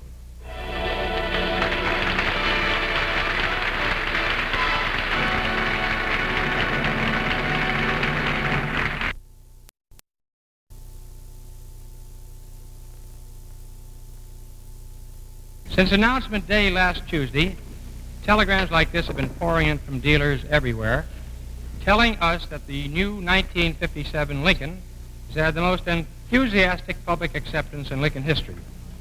Now, here's some good advice if you haven't done so already. Go down to your Lincoln dealers this week and see and drive the new 1957 Lincoln. And remember, the earlier you put your order in for this new fine car, the sooner you'll have it to enjoy. The new Lincoln for 1957 is, and I'm sure that you'll agree with me, more than ever, the finest in the fine car field. And gentlemen, I'm happy to report that the new 1957 Lincoln is living up to all of its predictions, because since its introduction, the demand for this new Lincoln has been nearly twice as great as it was last year at this time. And you'll remember that last year was the biggest in Lincoln history. Now, here's the car that's lighting the way in the fine car field. And the dramatically different look of Lincoln's quadrant-like grille, and all the way down the long, low, lovely lines that set this car apart as unmistakably Lincoln. It's a perfect blend of beauty and performance, so you see and drive the Lincoln this week. And actually, I advise you to get your order in early, because already in the case of certain models, the demand has outstripped the supply, even though we're building them as fast as we can. Lincoln for 1957, unmistakably the finest in the fine car field. Julia Meade, tell you what, come on back out here and let us take another look at your very lovely inaugural ball gown. Thank you. Now, Julia, I understand that actually you were just in Washington and you had a chance to drive around in one of the many Lincolns to be used in the inaugural parade tomorrow. Yes, I was, Ed. As a matter of fact, I had the opportunity to drive my Lincoln along the actual route the parade will take. And I'd like to show you how it looks. Appropriately enough, Ed, the first place we visited was the Capitol. Surely one of the most thrilling sights in the world. It's the focal point of the city, and right over there where you see the stands, the inauguration itself will take place. And the parade tomorrow begins right here, and so will we. Although it was very cold, I had the top down on my long, low Lincoln convertible, so I was riding just as the people will be riding in the parade tomorrow. I drove away from the Capitol toward the stately Supreme Court building. And right away, my lovely Lincoln attracted as much attention as if it were leading a parade. I followed the stands along Pennsylvania Avenue, past the National Gallery of Art, where you can see some of the world's finest art treasures, and then by the Washington Monument. And I thought how perfectly my new Lincoln fitted into the beautiful setting of this lovely city. It had started to snow, so I put the top up and drove to where the parade will end, at the White House, where the President, the Vice President, and their guests will review the parade. As I started back, I was reminded of something I'd noticed, that from the number of Lincolns in Washington, more and more of the most important people were driving the finest car, Lincoln. For example, later that evening when I arrived at the Carlton Hotel for dinner with friends, the doorman complimented me on my lovely Lincoln. Later he told me that with all the social activities in Washington these days, he had noticed so many more people were arriving in new Lincolns. And as I was standing with my friends at the entrance of the hotel, I saw evidence of this myself. I was convinced, as I am wherever I go, that Lincoln stands out as unmistakably the finest in the fine car field.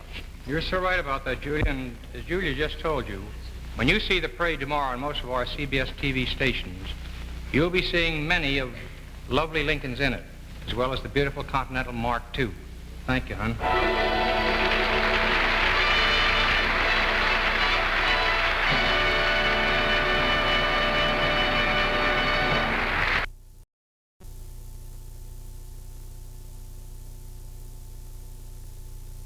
Now, the TV debut of the most magnificent motor cars of our time, the new Lincoln for 1958 and the incomparable new Continental Mark III.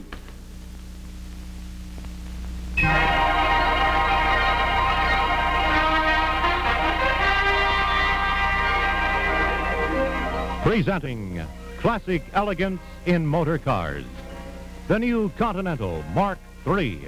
The ultimate in fine car craftsmanship. Here is the car that embodies all the rich traditions of the historic Continentals of the past. A motor car crafted without compromise.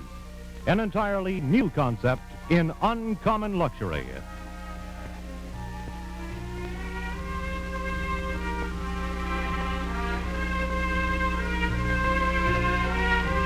The new Continental Mark III, inspiration for the magnificent new Lincoln for 1958. Now, here to present these new fine cars to you is Julia Mead. Good evening. This is the beautiful new Lincoln for 1958, styled and crafted in the classic Continental tradition.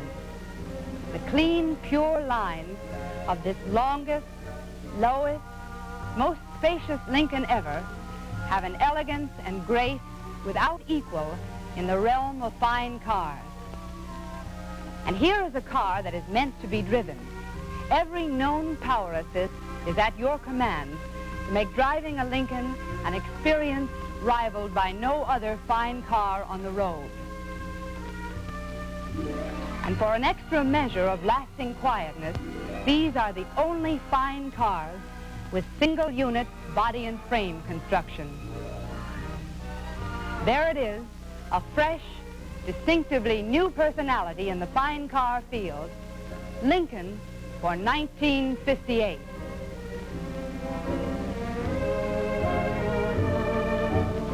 And here, without a doubt, is the most beautiful motor car ever built. The new Continental Mark III convertible, one of the 4 exciting new Continental models. These cars are built in the newest, most modern automobile plant in the world, with the highest standards of craftsmanship. And because of this, the Continental Mark III is now priced just slightly above the fine car field.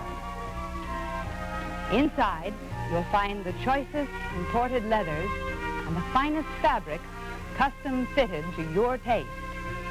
And power assist, the Continental has everyone known, making it supremely easy to command. The Continental Mark III, truly classic elegance in its finest form.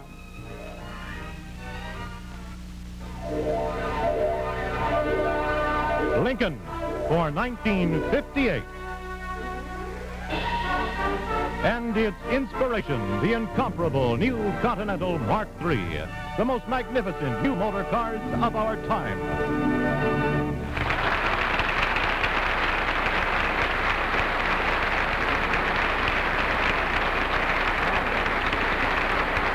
Those are really knockouts, aren't they? I have my eye on one I saw out at the factory. It's a Mark III in peach. Oh, brother, this is really the job. So you stop in at your Continental and Lincoln dealers this week and see these magnificent new cars for yourself, right?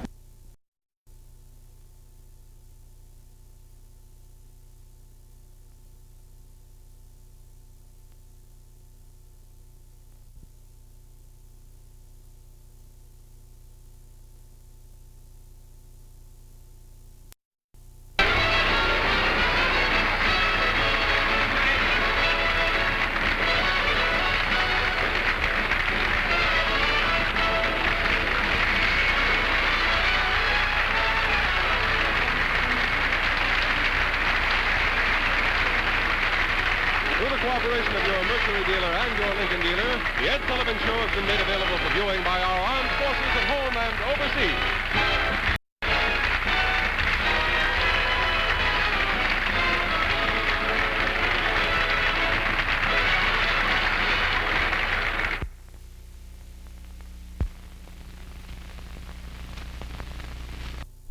Are showing unusual interest in this latest version of Lincoln, the one fine car designed for modern living.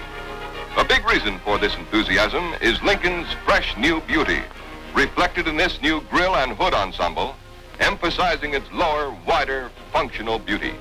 Chrome trim is used carefully, and most important, sparingly, just enough to accentuate the long, low silhouette of the car itself. New style notes include a completely new rear bumper, plus an entirely new taillight assembly with backup lights built in. Those who have seen the new 1954 Lincoln for the first time showed a great deal of enthusiasm for the totally new interior patterns designed to reflect modern living as you find it in the modern home. Fabrics range from a silver thread nylon frisé through other nylons and broadcloths to the finest grade of leathers in just about any colors one could name. But perhaps the greatest excitement of all was shown by those people who took the new Lincoln out on the road. For this year, Lincoln owners will experience a new driving thrill with Lincoln's improved engine. This overhead valve V8 now incorporates a new type 4-barrel carburetor that provides still more responsive power when you need it. Other mechanical changes in the new 1954 Lincoln include larger brakes for an even greater degree of safety. Lincoln dealers everywhere are extending a cordial invitation to stop in and drive either the new 1954 Lincoln or the Lincoln Capri, the one fine car designed for modern living, completely powered for modern driving.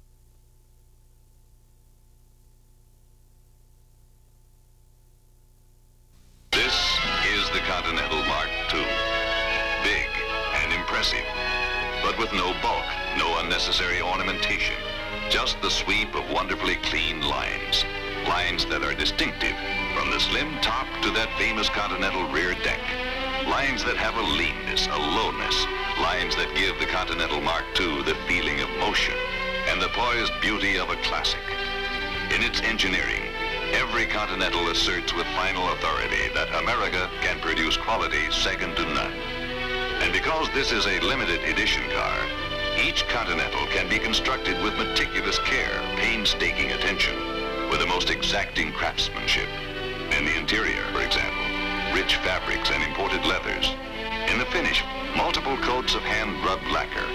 And when you drive the Continental Mark II, you know this car will do anything you ask of it, and do it so well, you feel it's almost a part of you. And you feel a great sense of security, too, of confidence. The Continental Mark II is smooth and quiet always, and on the open road, like riding with the wind. The Continental Mark II. It has no equal. It is simply and beautifully a America's finest car. There's the 1958 Lincoln. Clean, aristocratic, modern styling, truly distinctive. There's the Cadillac. The styling concept is completely different, old-fashioned.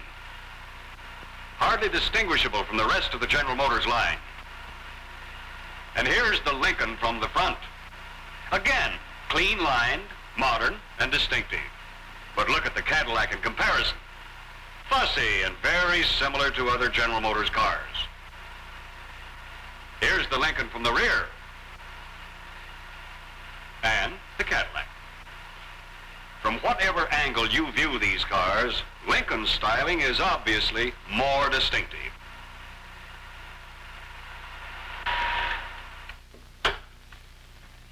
All right?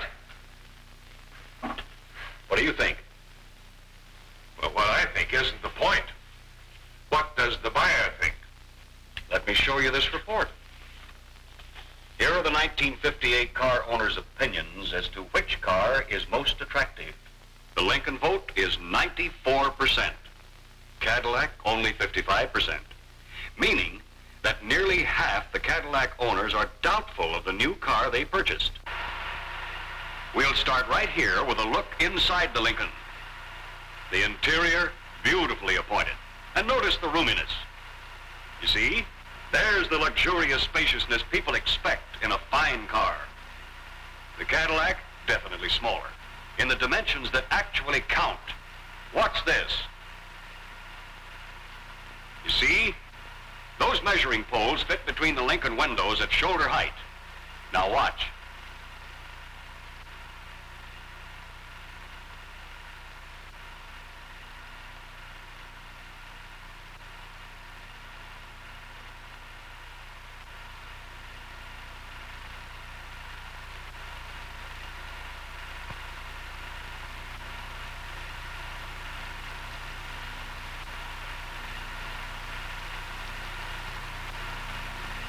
You see how far the poles protrude on the Cadillac?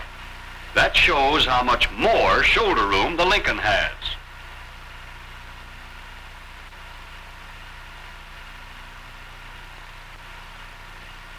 In the front, 4 inches more shoulder room.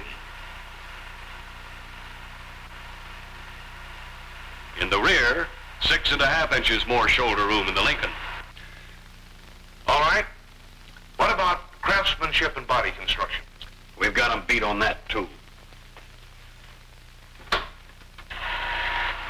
Here's the Lincoln body, featuring the new, modern uniframe design. As you probably noticed, the new Lincoln body is built in a completely new manufacturing facility, clean, modern, with all new tooling and more efficient quality control techniques. This again shows Lincoln out in front of Cadillac, which is still being built in an old, antiquated plant. It all adds up to superior quality and craftsmanship for the Lincoln buyer. Ladies and gentlemen, following Alfred Hitchcock, here's our lovely Julia Meade, who has become quite a little traveler since she got her new Lincoln. Where are you taking us tonight, dear Julia? Back to California, Ed. Well, okay, Julia, take us away. Well, when we were out there recently making films, we were working sometimes as long as 9 hours a day. And I spent nearly all that time behind the wheel of a Lincoln. We made some scenes on the famous Hollywood freeway to illustrate how Lincoln's new 285 horsepower engine combines with turbo drive automatic transmission to give you the instant power you need to go quickly into fast-moving traffic and to provide you with that extra margin of safety in driving situations where you have to think and act without hesitation. You know, at some time or another, no matter how careful we are, we find ourselves in awkward positions in traffic. And it is reassuring to know that Lincoln's power is there whenever you need it. Well, later that afternoon, we took the convertible to demonstrate another side of Lincoln's performance. We headed into the mountains to show how Lincoln's outstanding suspension system and precise balance means easier handling. There's a term automotive people use, cornering, and it's, well, exactly what you're going to see now. Lincoln takes you around corners like this without tire squeal. And more importantly, without the feeling of lean or drift. With all its size, Lincoln handles as easily and cleanly as a sports car. Well, with our mountain shots and our freeway scenes, we had had a full day's work. And yet that evening, I headed for the lovely Beverly Hills Hotel to meet some friends. For even after 9 hours of driving, I felt fresh and relaxed and proud. Proud because at this hotel where you see the world's finest automobiles, my Lincoln drew the quiet admiration it so richly deserves.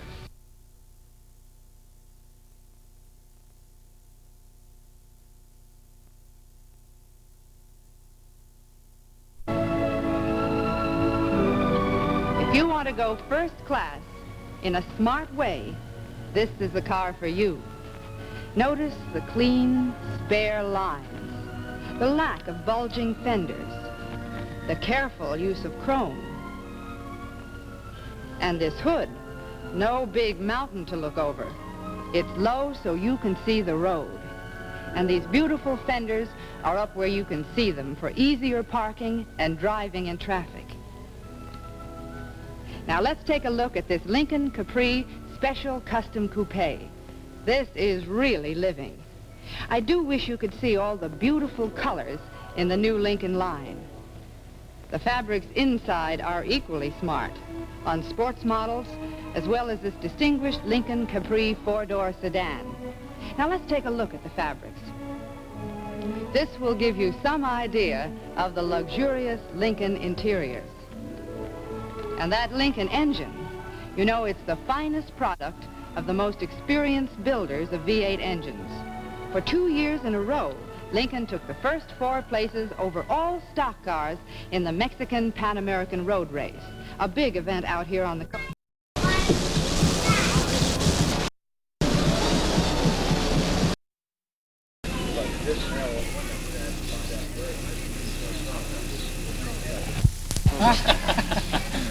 But I mean, is there anybody that was supposed to come and start and didn't make it? Yes, Ted Newgard had a problem with his brakes. Here? Yes, he's here.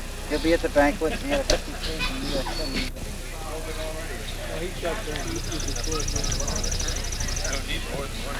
No.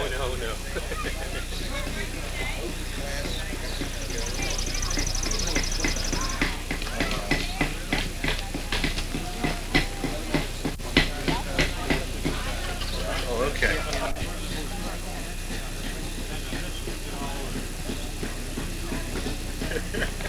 This 56 Lincoln convertible, girls from New Berlin, New Jersey. The car has been completely redone.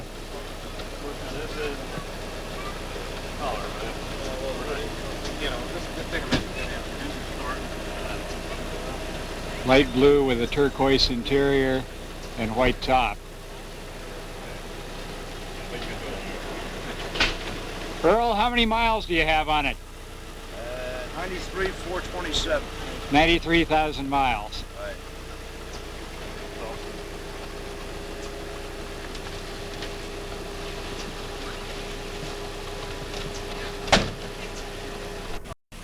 Yep. This is John Grove's 56 Lincoln Premier hardtop from Luray, Virginia, being judged. 79,000 miles on this car.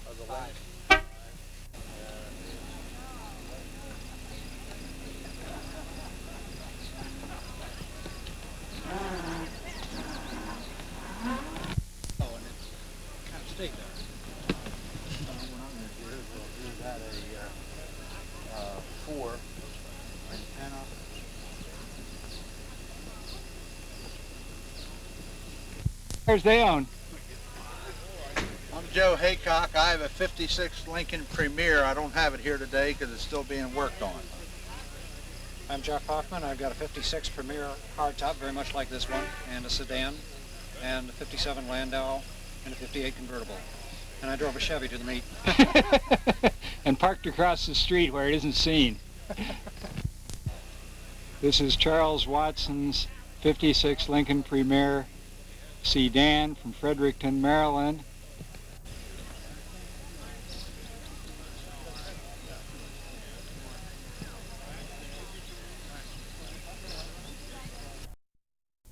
'53 convertible from Lockport, New York. Ed, you want to tell us about it? Well, I can't tell you much about it. It's just a really nice car. I enjoy having it and enjoy driving it. So, what kind of mileage on it? for gas mileage? No, what odometer? I think it's got now just a little over 20,000.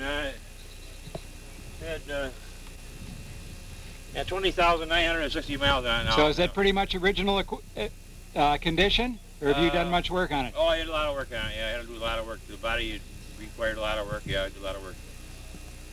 And on the body, had the upholstery redone on the top. I had went through the transmission, engine, everything. You get a shot of that bright red interior. Okay.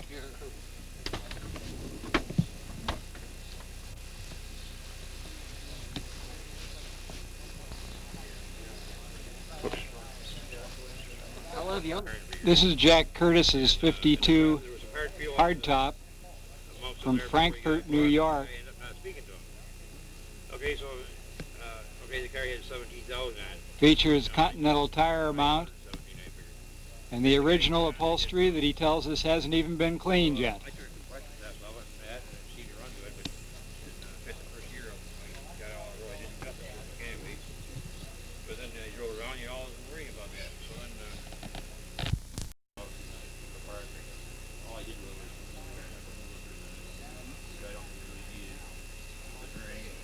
We passed this car on the New York State Thruway on the way down, motivating along about 60 miles an hour and hanging in there well.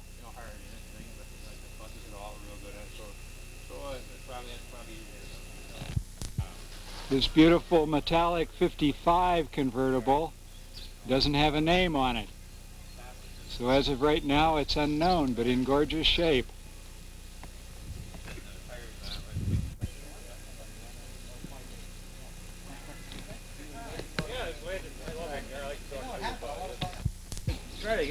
This is probably one of the most unique Lincolns here or any place else.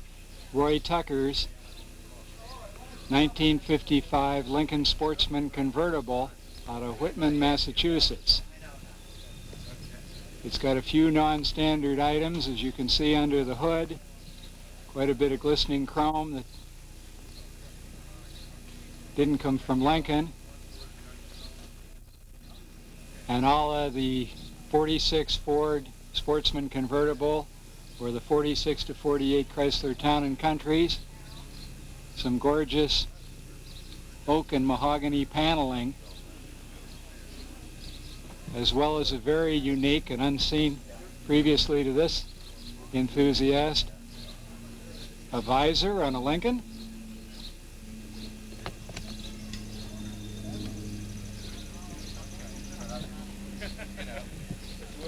That's something I didn't know last year. Also, the interior sports a custom wood steering wheel with wood shift and turn signal levers,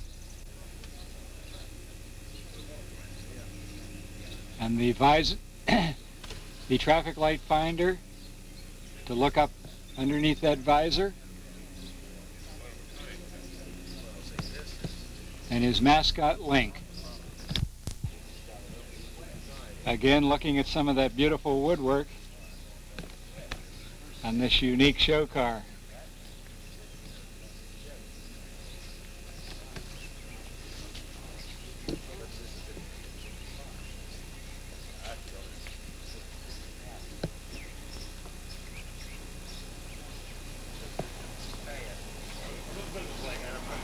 The wood joinery in the oak is extremely well done, with excellent finger joints, such as this one.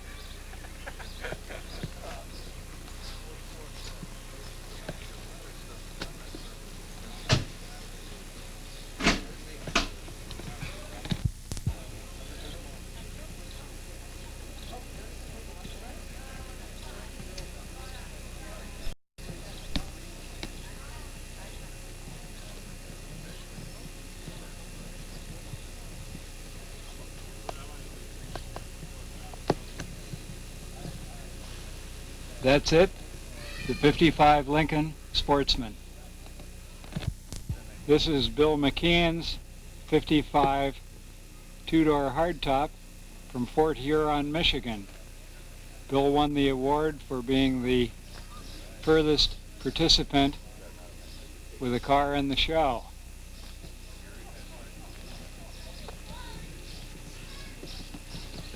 Very clean white with red top and matching leather interior.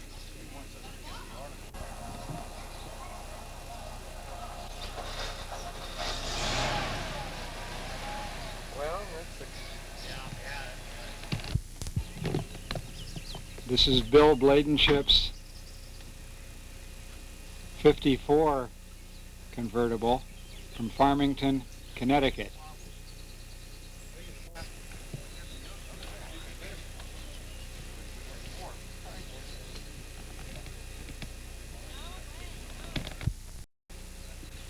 This is John Corapoople's 54 out of Toms River, New Jersey.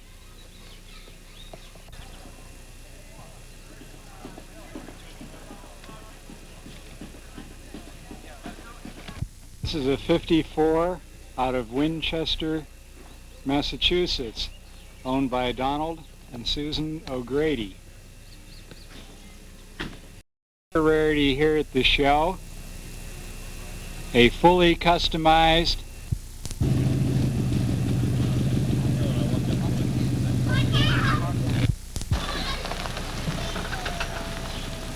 Thanks for coming out, Art. Well, it's fun. Something different anyway. Good. Like your car. I'll be down if that works. I'll be down to get some of the park points. Okay. Good. Good. Okay, Frank, thank you. Take it easy now.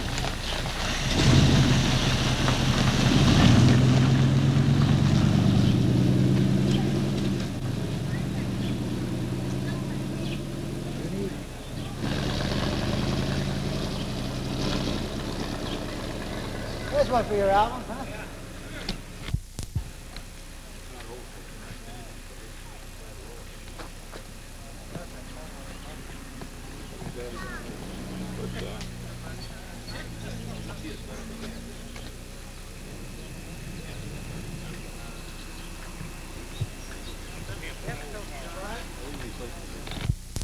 This is a 54 Mercury Capri owned by John and Linda Howard of Westminster, Massachusetts. Now, which of these are still...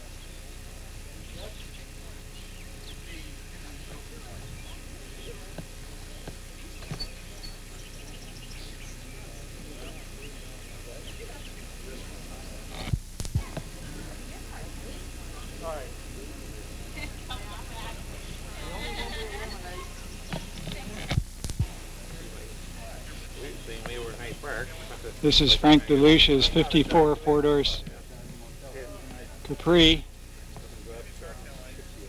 with 15,000 miles on it from Somers, New York. Car is basically original.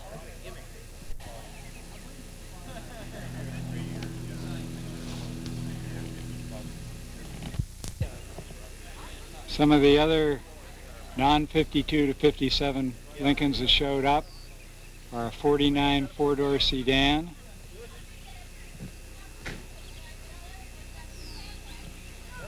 and the 60s limousine,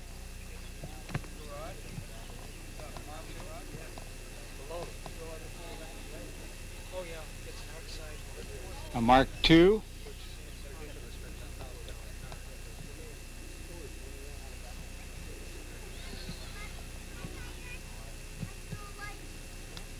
a 60 Mark III, This? Yeah. 79 Mark V. Ranger, I'd like you to take that darn camera and put it somewhere. You can't come around And us judges like this. and a suicide sedan. Oh, that's nice.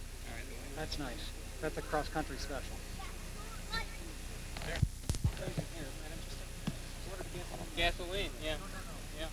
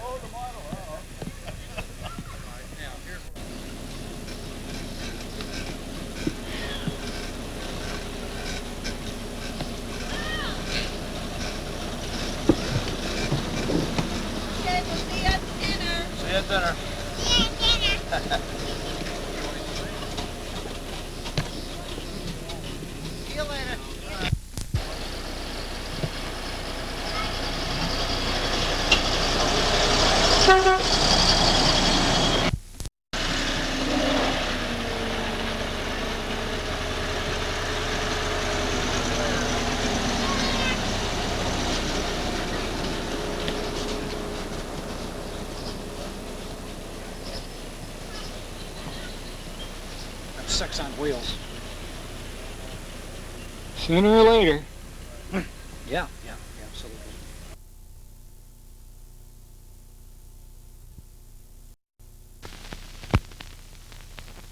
Some people think no car owner is more loyal than the owner of a certain well-known American luxury car. Lincoln Continental wants to challenge that loyalty. Here at the Bel Air Hotel in California, Nationwide Consumer Testing Institute put 100 owners of that other luxury car to the test. Blindfolded, they tested a Lincoln Continental against their make of sedan. Then they were asked which car had the more comfortable ride. The Lincoln Continental was smoother in taking the bumps that we crossed, certainly quieter. All in all, 64 out of 100 owners of the other luxury car picked the Continental. Lincoln Continental was a wonderful car. I liked it very much. No wonder a national survey reveals that in the last 2 years, more than 20,000 drivers of that other luxury car switched to the Continentals. The 1973 Lincoln Continental and Continental Mark IV. It is a very good year.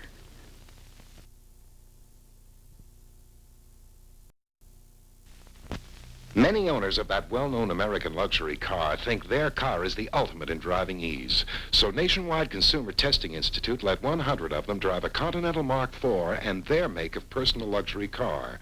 Then they asked them which one was easier to drive. 66 out of 100 said the Continental Mark IV was easier to drive. Mark IV is just one fantastic automobile. The 1973 Lincoln Continental and Continental Mark IV. It is a very good year.